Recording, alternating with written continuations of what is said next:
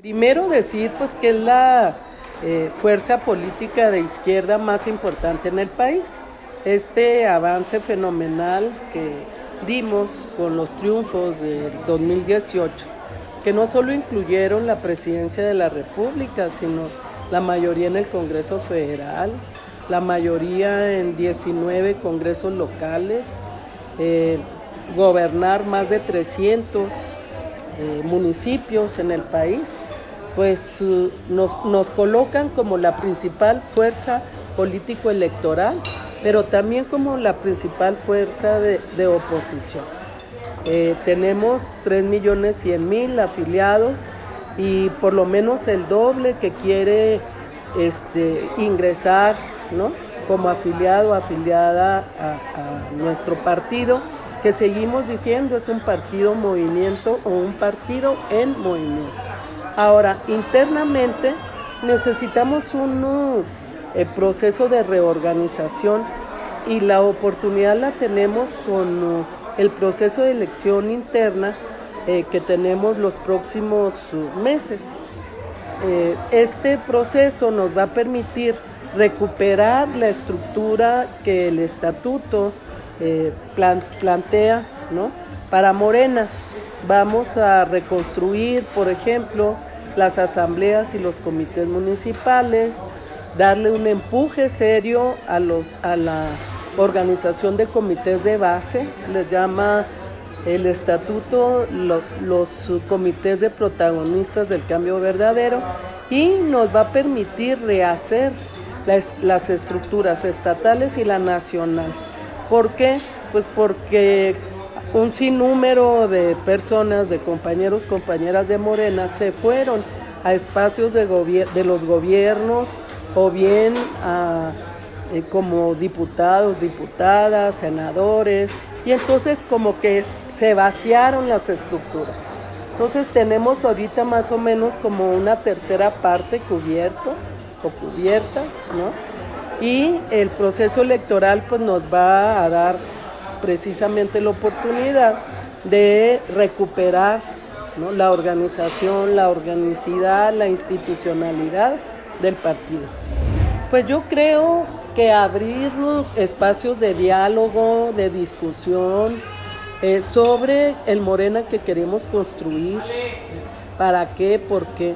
Retomar el origen, el por qué nos organizamos, y entonces retomar los objetivos, las metas, el sentido de la política que está impreso en la declaración de principios, el programa de lucha de Morena. Creo que este ejercicio va a situarnos muy bien en el momento en el que estamos y lo que requiere el país, ¿no?, de nosotros. No necesariamente. Lo que pasa es que los 2 años anteriores estuvimos como organizados totalmente en torno pues a ganar la elección, y queríamos ganar la elección o las elecciones pues porque queremos transformar al país desde arriba y desde abajo. Entonces en Morena debemos retomar esta misión, ¿no?, esta misión de construir la transformación desde abajo, y para esto pues necesitamos organizarnos para organizar. Hay un lema que es dirección, que es perspectiva, y es esto de que solo el pueblo puede salvar al pueblo, solo el pueblo organizado puede salvar a la nación. Y esto tiene que ver pues con organización desde abajo. Creo que Morena está llamado a impulsar, a fortalecer esta organización social que necesita la cuarta transformación. No, indudablemente que no. En Morena hay miles de personas que vienen de diferentes luchas. Tenemos cientos de compañeros líderes del sindicalismo independiente, de las luchas campesinas, de movimientos políticos, ¿no?, que estuvieron siempre en la oposición, de intelectuales, académicos, de mujeres en lucha. O sea, Morena es eso, es toda esta gente. El que el licenciado López Obrador sea el líder de este movimiento no quiere decir que sea el único, ¿verdad? El único líder, o el único político importante en Morena. Claro que tiene una importancia histórica su liderazgo, construido desde abajo y a partir de una estrategia de construir en territorio, pero tenemos mucha gente que tiene cualidades de liderazgo y de guerreros, tenemos guerreros y guerreras, y eso en Morena, ninguno. Yo creo que yo soy cercana como otras personas que también han comentado, ¿no?, que pueden participar en la contienda. O sea, no hay diferencia entre unos y otros. Digo, si hablamos de cercanía, pues los que se han presentado públicamente como posibles contendientes son igualmente cercanos. Pues puede perder fuerza, ese es un reto, es un gran reto.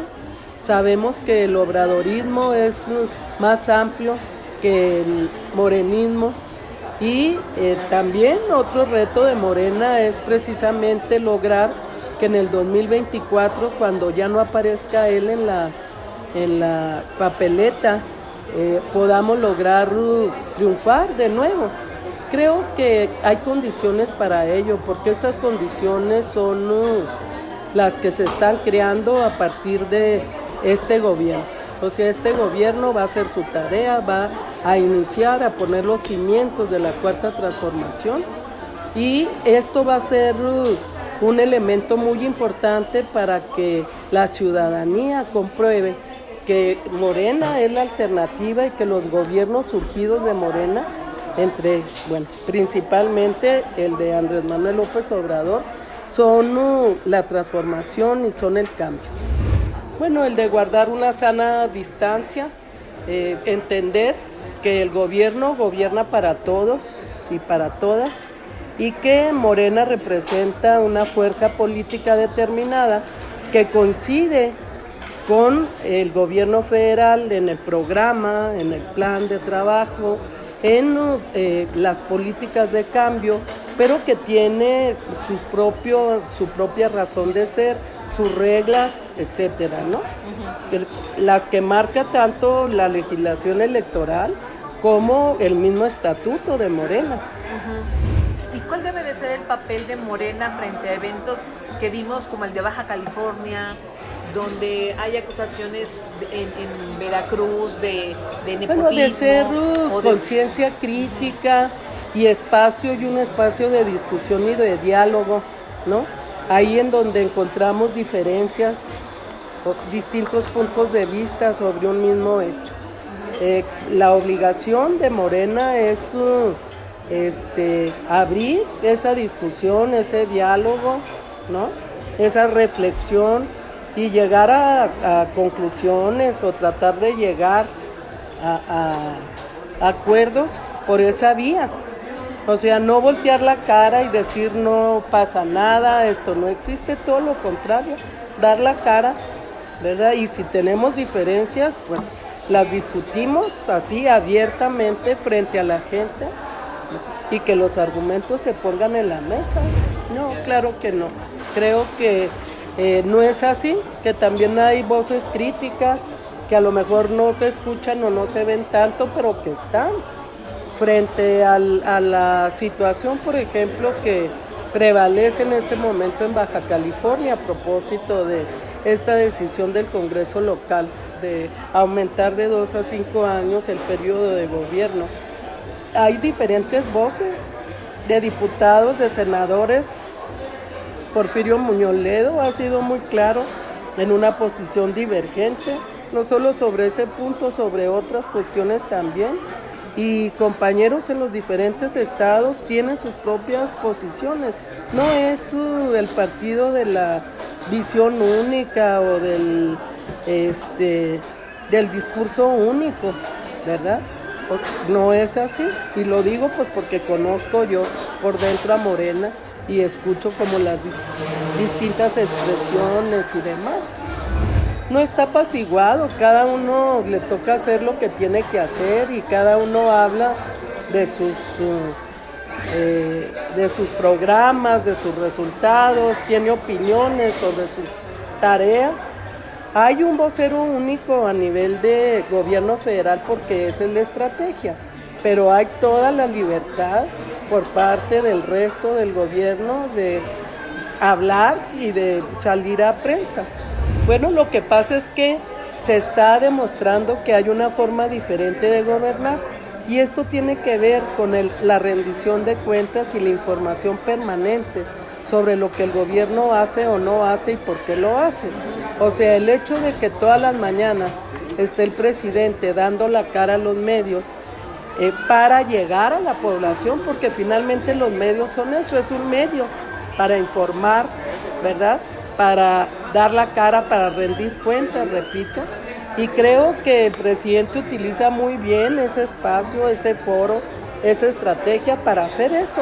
Y en relación a su estrategia, que tiene que ver también con una forma de hacer política con la gente y para la gente, pues es estar en el territorio y sacar a los gobernantes, a los gobernadores de los estados, a que vean a la gente, a que le hablen y que la gente los vea de ellos. Él los está obligando a hacer eso, a abrirse, a enfrentar, etcétera.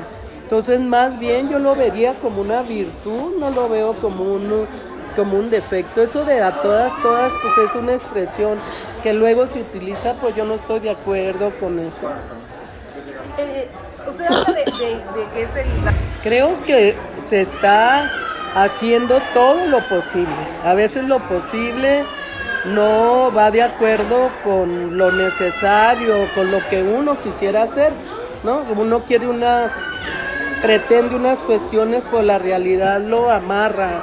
Entonces, creo que en lo posible se está atendiendo el respeto a los derechos humanos, pero que también no podemos desconocer pues la relación de subordinación que tenemos respecto a los Estados Unidos, sobre todo en materia económica, ¿no? Y geopolítica.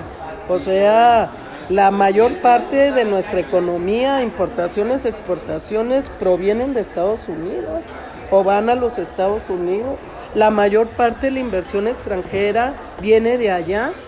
O sea, una crisis económica con ellos, ¿no? El que estas amenazas del presidente de Estados Unidos se cumplieran, realmente tendrían en nuestro país un resultado muy, muy fuerte.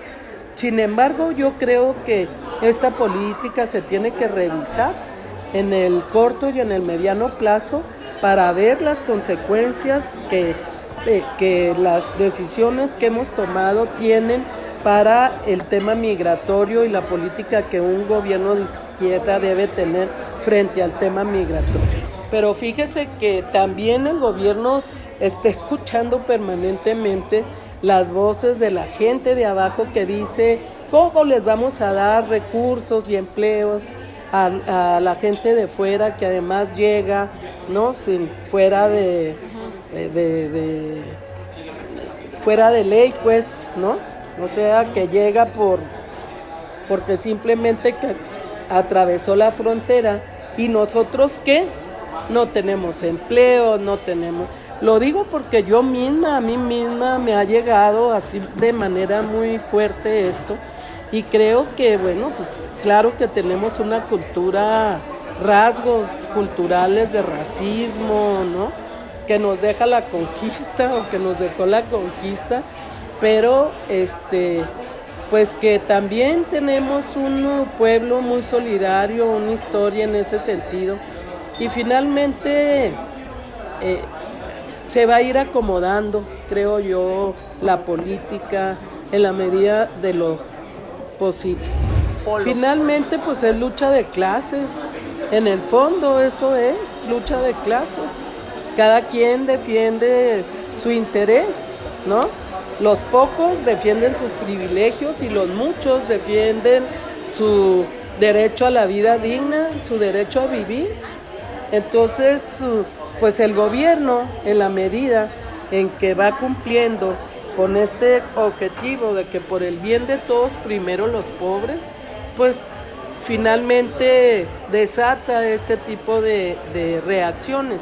Si a eso le aúna que la lucha anticorrupción está tocando realmente fibras muy sensibles de los privilegiados, desde los guachicoleros hasta los que recibían los privilegios fiscales, hasta los que acaparaban las obras y las compras públicas. A todos ellos se les ha estado tocando, ¿no?, su indebido interés, y esto evidentemente pues que trae reacciones. Y bueno, pues ahí está, ¿no?, la polémica, y ahora sí que esta pues lucha cultural, ideológica, política. O sea, mire, yo tengo la seguridad de que eso va a ir ocurriendo. Ha sido muy claro Andrés Manuel en que él no va a actuar por venganza ni por suposiciones, que se están abriendo investigaciones y expedientes, y que quien haya actuado mal, pues ahora sí que la justicia irá por él o por ella, ¿no?, o por ellos o por ellas. Entonces yo tengo la total confianza en que esto va a ocurrir. Lleva 7 meses el gobierno, ha hecho muchas cosas, sobre todo cortando las vías de la corrupción, cerrándoles el camino a los corruptos. Entonces está cumpliendo en el sentido de que dice, de aquí para adelante no lo vas a volver a hacer, porque no te vamos a dejar, te vamos a amarrar las manos. De lo que hiciste de aquí para atrás, el Poder Judicial, los órganos de investigación, ¿no?, se van a hacer cargo del asunto. El Ejecutivo no tiene por qué estar interviniendo en eso. El Ejecutivo está creando las condiciones para que lo que tú hacías no lo vuelvas a hacer. Y creo que en ese sentido se está cumpliendo con el compromiso. Lucha anticorrupción a fondo. Y de aquí para atrás, repito, aquí estás tú, ahí está la justicia, los órganos de justicia, a los que les toca, a los que les corresponde, los que son responsables precisamente de hacerse cargo de los delincuentes. Pues yo no lo veo sensible. ¿No? No, es su forma de ser. Cuando fue jefe de gobierno, así actuaba. Será, pues ese es su temperamento, ¿no? Pues yo no la veo ni complicada ni difícil de, por ejemplo, de atender. Presidencia no está atendiendo las solicitudes de información y la respuesta recurrente es que no cuenta con los archivos al respecto. Pues yo no tengo esa información, entonces no puedo comentar nada al respecto. Digo, usted lo dice, pero a mí no me consta, ni tengo información, ni puedo hablar de eso. Pues nada, que no es cierto. Yo siempre he sido gente que ha estado en la militancia en distintos lugares, sigo haciendo exactamente lo mismo. No necesito cargos para militar, para participar, para dar mi opinión. Y digo, y mi historia personal así lo comprueba, ¿no? Sí. Entonces, pues más bien me da risa